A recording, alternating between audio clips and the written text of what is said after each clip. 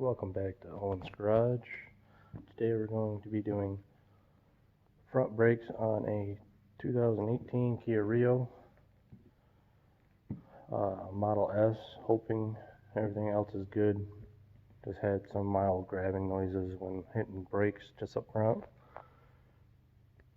Alright, we have the driver's side off.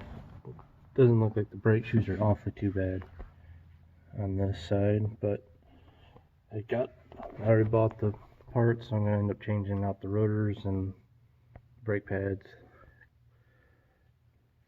Don't really need the rotors, but I have them, and who knows if I'll be able to get them off next time. So, breaking the caliper bolts loose first.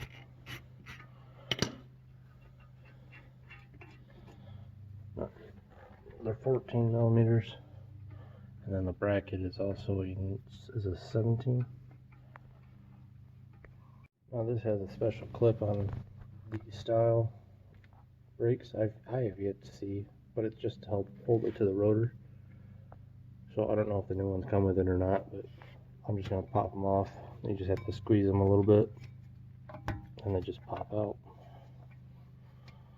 No, this one ain't. There it goes. That's all it is. It ain't much. But it's actually a nice design. I never even seen anything like that. I'm sure it's just because of the assembly. Now that we got the bracket off, it is important to always put grease on your sliders so they don't seize up. I'm using just an ultra brake part lubrication. It's synthetic.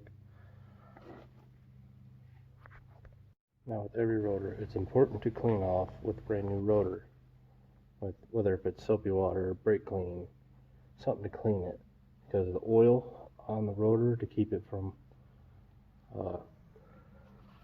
rusting will make your brakes squeal all the time. It might not happen right away, you might get lucky and it might not happen, but it's important to always clean the rotors off. You just have to clean these off. Like, you know where the brake pad's going to sit.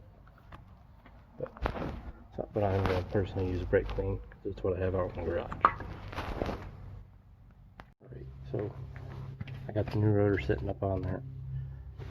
These are just holding screws for the rotor. They're not a must. You can do it without.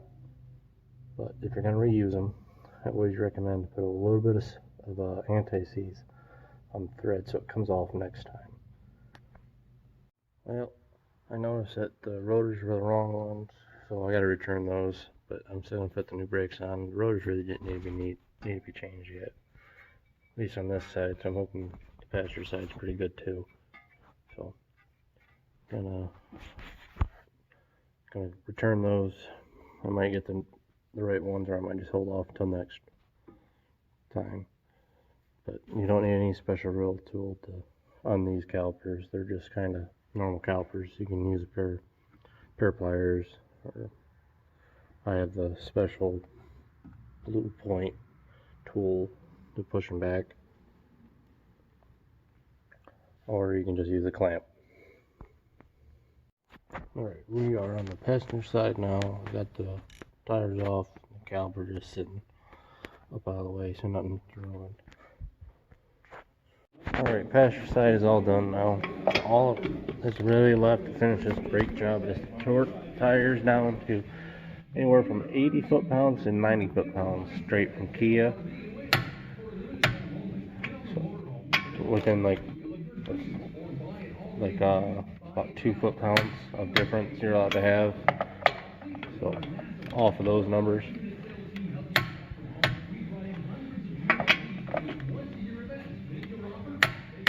And then I always go back, do a circle motion around after I'm done torquing to make sure everything's tight, even though there's not much to really do.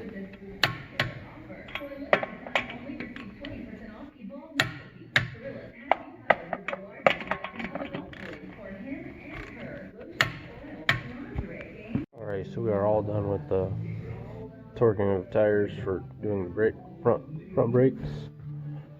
I had noticed that the oil was a little low. I'm just going to top it off a little bit, nothing severe.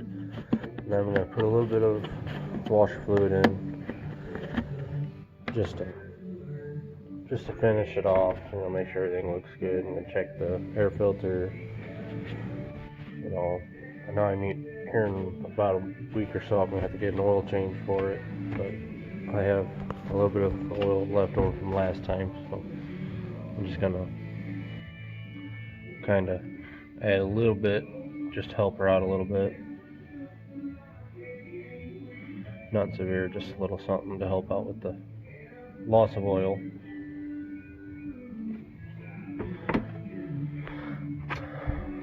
And thank you for stopping in.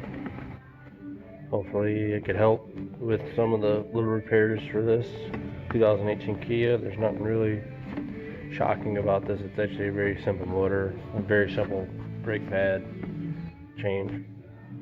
Thank you again, and you'll hope to see you again later on Owen's Garage.